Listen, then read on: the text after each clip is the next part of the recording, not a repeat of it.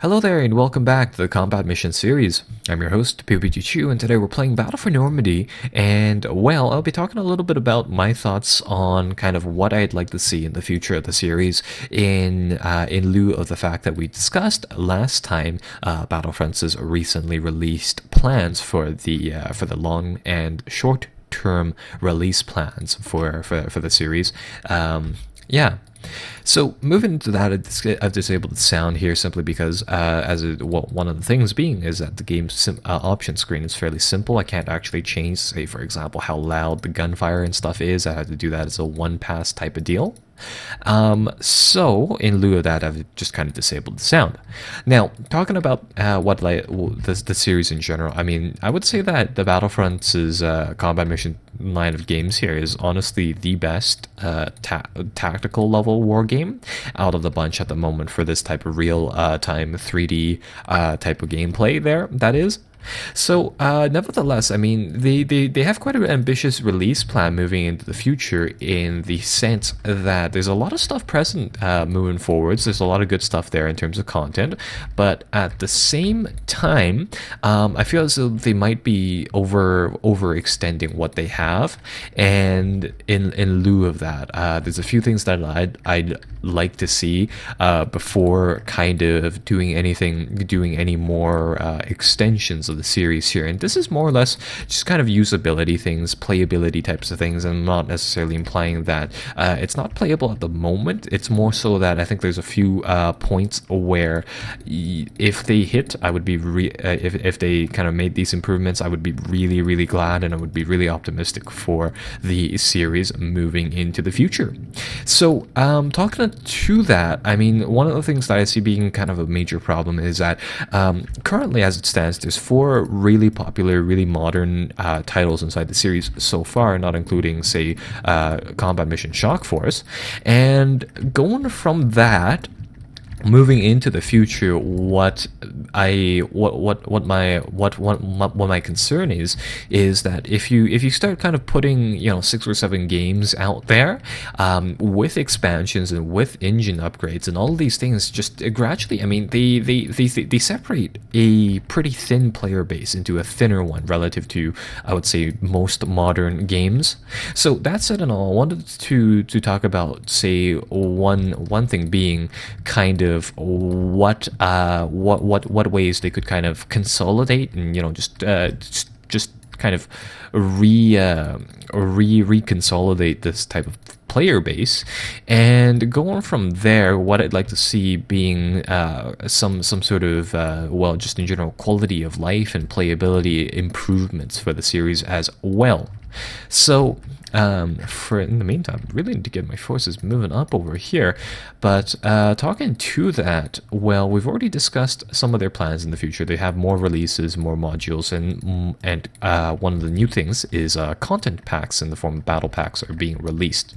So in light of that, I'm actually really excited for this battle pack type of plan, because I see it being very lucrative in involving the community and encouraging modding and encouraging scenario development and stuff like that. So last time I've already talked about this. I've talked about how I'd like to see a more so quote unquote Valve approach to this type of content, giving modders experienced and people just in general experienced modders and people who produce pretty high quality content already the option of kind of making official content, if you will, releasing that, getting a share of the profits, so to encourage other people to hopefully aspire to that level of modding, and to really just to kind of hopefully increase the availability of content to the community, and ideally, I mean, making it cheaper for people to buy and just in general play as well. So that's what I had in mind for the single player content of the game. And as it currently stands, they've been pretty vague as to what the first content pack will actually include, saying more or less scenarios and campaigns. So my impression of this is that most of it is single player content, in the sense that as it currently stands, I mean, some of these scenarios, like for example this one, it's not necessarily bad balanced for multiplayer play. It's more so for single player play, which is fine. And likewise, I mean, campaigns kind of go without saying, the single player experiences. So moving forwards from that, what I'd like to see is possibly a multiplayer battle pack in the form of either, well, there's two approaches that I see this happening. One as a standalone thing, and secondly as a add-on type of thing. Now, some people might recognize that, oh, doesn't it kind of defeat the purpose if it's a standalone release? Well, not necessarily. If this pack is kind of if this multiplayer battle pack, that is more so suited for somebody just kind of buying into the series right away, not necessarily for any returning veterans. And what I see it being is more so giving an option, and I can't show you guys this right now because I'm in a match, but giving the option to be able to kind of hop into the options screen, selecting either do you want to run all your modules or do you want to run the multiplayer compatibility version of the game, and kind of being able to play a multiplayer game despite owning, say for example, one of the titles, but being able to play it with everyone, or at least the vast majority of the people who possibly have other versions of the game. And what do I mean by this is, say for example, if you own Combat Mission Battle for Normandy here and you wanted to play somebody with the Fortress Italy game, in reality, I mean, is there, say for example, such a big difference that this is just simply kind of an unviable thing? And I'd say that, well, in my opinion, not really, because the allied units are largely the same. I mean, granted, some units were introduced throughout the years and stuff like that. I mean, that kind of goes without saying, but largely, I mean, you have infantry with M1 Garand rifles, you have Sherman tanks, and likewise with the Germans, you have MG42s, you got your Panzer H's. But in reality, I mean, there's like all of these things can be swapped around, and I would say honestly, the biggest change between the things is that, I mean, Normandy, you got grass, and in the Fortress Italy game, you have the weird, I would say, dirt brownish colored terrain. And honestly, that's really the biggest notable thing to me. So that said, I would like to see some sort of pack that kind of consolidates the two in the sense that have the option to import the tables of equipment, or make a simplified version of the tables of equipment that people can buy for multiplayer purposes. Or I wouldn't say buy, I would say, so to clarify on that, I wouldn't say buy, but more so to use, to purchase, and kind of decide on what troops they want to use for multiplayer matches. And to move from that, what I wanted to possibly see is, for example, have a consolidated list of maps for people to play with, and slash or kind of making these games cross compatible in the sense that, so for example, if you're playing with Fortress Italy and you want to play some of these Normandy maps, include the grass texture, include the stuff such as the little hedgerows and the bocage terrain and stuff like that, just in general, fairly minor things that you can kind of pre-package and send out. And in that sense, I would see that being something that's really, really nice, possibly making that as an additional purchase for ideally, fairly cheap, $5 to $10 for existing owners, and just honestly making it free for people who are buying a new title, more or less, because I just see it being as such a huge thing that from an organizational point of view, that people that Battlefront can publish for relatively low effort work, really. And so that's one thing. The other approach that I wanted to talk about is kind of making this a standalone thing. So what do I mean by that is kind of making a World War II battle chest, for lack of a better term, really coming from for example some of the Blizzard releases, making this as a pack that you can buy. It includes the Russian, literally all the factions coming from, say for example, the World War II titles, bundling them up so that people can buy this, play multiplayer matches, but probably say not include the single player content. And since they've elected to go for this battle pack idea, I mean, you might as well make for this type of multiplayer compatibility. I mean, I wouldn't mind it if they made this battle pack product and then kind of supplemented, say, where made it an option for people who have who have bought this battle pack or multiplayer package, the option to buy single player content, especially since or I mentioned battle pack there for a reason, but I but I misspoke there at the last second. But offer them the ability to buy battle packs as well for single player content, kind of moving forwards like that. So yeah, both of those I see being really really nice options just in general to get people to, or get people into these games and to get them to lower the barriers of entry. There is one thing. And moving from that, we're kind of transitioning from that discussion. The other thing that I'd like to see happen is some engine upgrades and some general housekeeping things before they move into different titles. So let me see, are there any mines here? I'm guessing those are mines. No. So what do I mean by that is, as it currently stands, because of just how many different modules and how many different game engine upgrades, as they call it, Battlefront has released, I would say that the content for the game is a little bit mixed, in the sense that because these different scenarios and because these different things are kind of balanced for different game versions and for different game patches, where versions, really, you have this issue of overextending, I would say, on terms of how is the current scenarios currently viable for different game engines, or different game versions and different balancing patches and stuff like that. So the prime example of that being, say for example, the conversion between the release for Battle for Normandy and Fortress Italy here, where one of the things that they've done is that they made machine guns a lot more deadlier in Fortress Italy than they originally were in in Combat Mission Battle for Normandy here.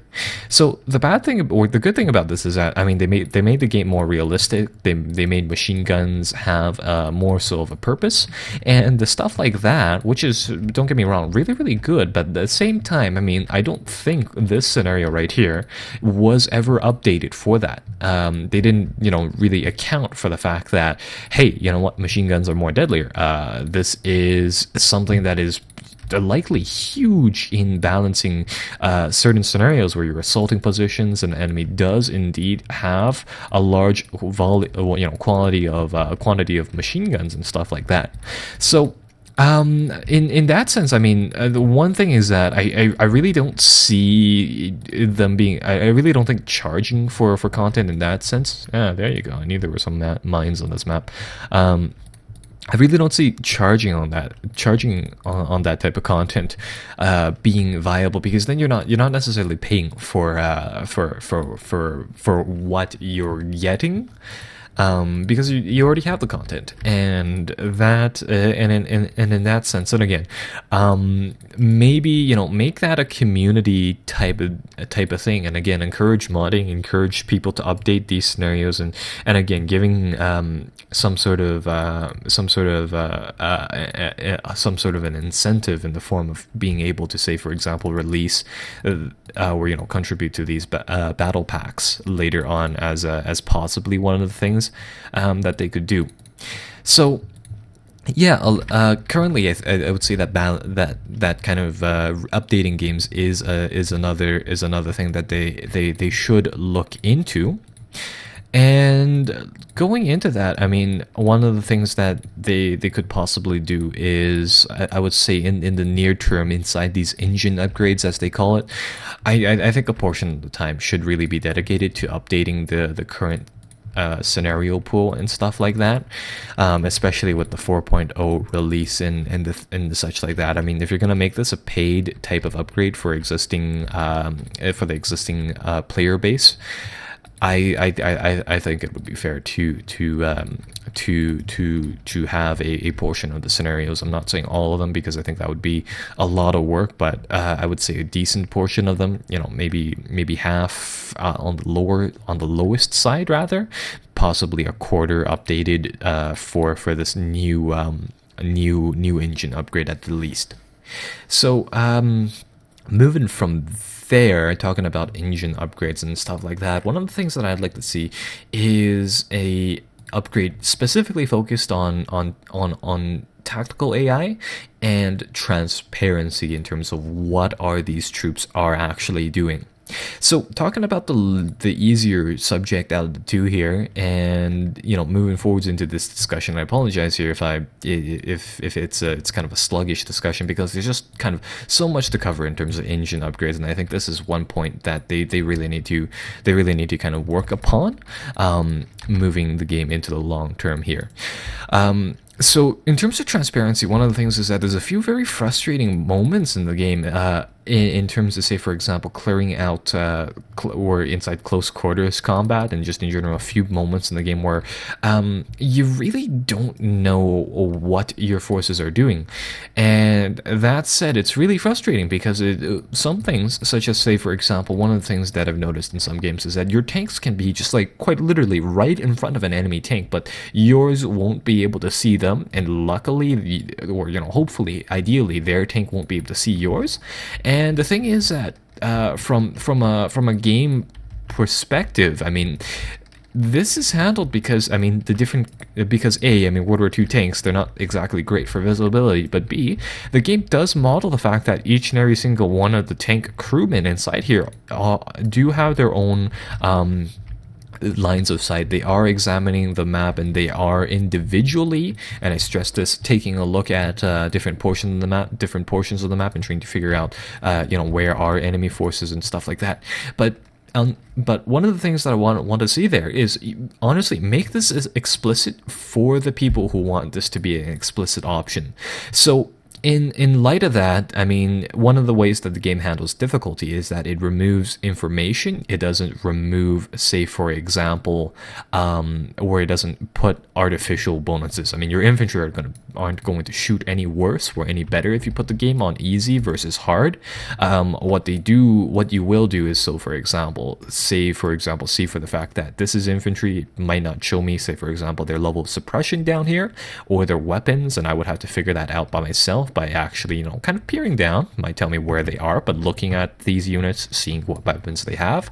And likewise, if they carry a mortar, where they were, say for example, that AT squad, if I didn't see that they had a actual physical AT gun there, and all I saw were a couple of dudes in the middle of the field, maybe it would just tell me that there's a squad there of German people. It wouldn't tell me what they were or anything like that, and things like that. So in light of that, I'd like to see a few different commands to show me kind of what there is in that area. So with respect to tanks, what I'd like to see is that if I click on this tank, and again, difficulty levels and things allowing, I can hover over, say for example, the different people inside this vehicle. As it currently shows us, on the sidebar, it tells me what these people are doing, and currently it's correct, they are spotting, but I want to see kind of where these people are spotting, in the sense that if I highlight over say for example, the tank commander, it'll show me where he's looking, possibly what his field of view is. So in that sense, I can get a better perspective on why. So for example, if two tanks meet each other, they're facing more or less directly at each other. Maybe there's a tree, or maybe there's something there present that looks like it's obstructing their view, but possibly not. Again, ideally, I'd be able to say, hey, you know what? There's some infantry over here. My infantry are engaged in them. The tank is driving in this direction, but the crewmen, they can. And overall, I mean, bear in mind that the game does have a framework for some of these complex, contextual interactions, right? I want the game to kind of have the option to explicitly tell me, hey, you know what, these crewmen are busy, they're a little preoccupied, they're watching this battle from afar, and that's kind of the reason why they're distracted from finding this tank that's kind of right in front of them. So stuff like that. And moving that into the infantry front is kind of where I'd like to see some major improvements. And there's a few direct examples as to where infantry combat becomes exceedingly frustrating. And really, I don't see this being a modeling problem, in the sense that this is something caused by something. I don't want them to drive on these mines, but I don't see some of these infantry problems, which will bring up, being explicitly I wonder if this is just an entire line of mines, or maybe it's just these tiles. But I don't see this being explicitly a type of, this is how real combat would be handled. I don't see this being kind of a difference between what is simulated and what is happening in real life problem. More so of a fact that the AI just doesn't handle this in a manner that would be intuitive and wouldn't be necessarily correct either. So to kind of get to the point there, one of the explicit things is that, say for example, in these situations, and this is especially present within city maps and just in general within those narrow Italian towns where the buildings go up instead of to the sideways. If you have a situation where, say for example, you have some troops behind this wall, what you can do to get rid of them is you can charge in there, but there's no way for a cautious group of troops to cautiously peer in there and to put some shots onto them. So what do I mean by that? So if we take a look at these different troops, I mean, currently these guys are shaken, but your troops, depending on the context, right, they will have a certain level here of cautiousness or stuff like that. And using those contextual cues, which is already present in the game, I'd like to see them be able to take a few things to be able to handle certain choices, especially within close quarters situations where the combat really doesn't shine. I wouldn't say it breaks down, but it really is really rather rough. So one of the things is that if I can find a squad here, sometimes your squads will say they're okay, sometimes they'll say they're cautious and of course nervous, as we've seen over here. And in those situations, and depending on veterancy and stuff like that, depending on the context, one of the things I'd like to see is, so for example, the ability to explicitly say check for enemies in a format independent of, say for example, the hunt command.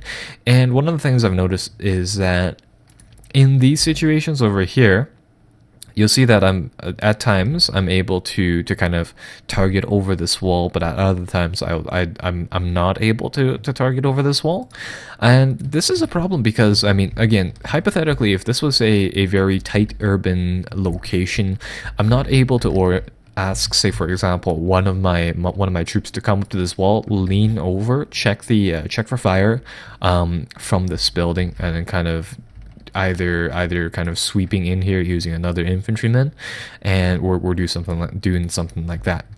So, and that said, I mean, what I could do is, and there's two different forms, but using kind of the current contextual orders, what I'd like to see is maybe a movement to a movement to contact mode, but I'll talk about that later on. But currently, a mode where if I'm moving, say for example, past this wall or something like that, I'd really like to see a covering system happen where, depending on, say for example, how panicked and how cautious our troops are, and in conjunction with how experienced they are, I'd like them to stack up on this wall, get two people to lean over, check this area and provide covering fire, while the rest kind of pivot over and to enter enter this area over here. And even better, ideally, if there's like a question mark on the other side of the wall, I'd like to have an order such as a target area, explicit target area order, not an area target order, if that makes any sense. To be able to throw a couple of grenades over the wall, or something like that to clear out that area, or even just being able to hover, say, over one of these question marks for enemies wherever they appear, and instead of saying, say for example, enemy target, such as that, instead of enemy target, I'll make it say, like, say for example, blind fire or something, and just in general being able to hit enemies like, or suspected locations like that, through something like that.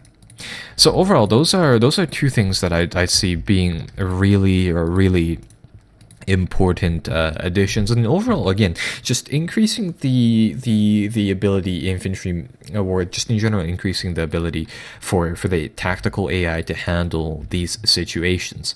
So I think for one thing, I don't see the game being particularly process demanding, if that is a problem.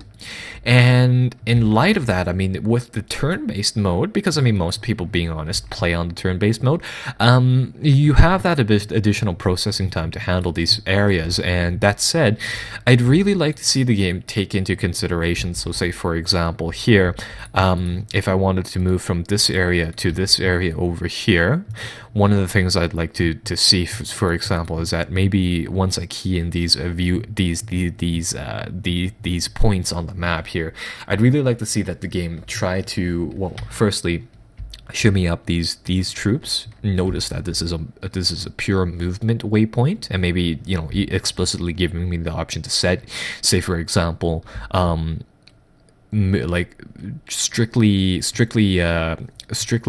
movement based waypoints versus combat situation waypoints, where explicitly this will move people forward. Again, recognizing that this wall area, it has a part where some people can lean, really, you know, give the option to lean, and where, you know, stack up on this wall, send 3 people over, stop, send people over, stop, and kind of do stuff like that.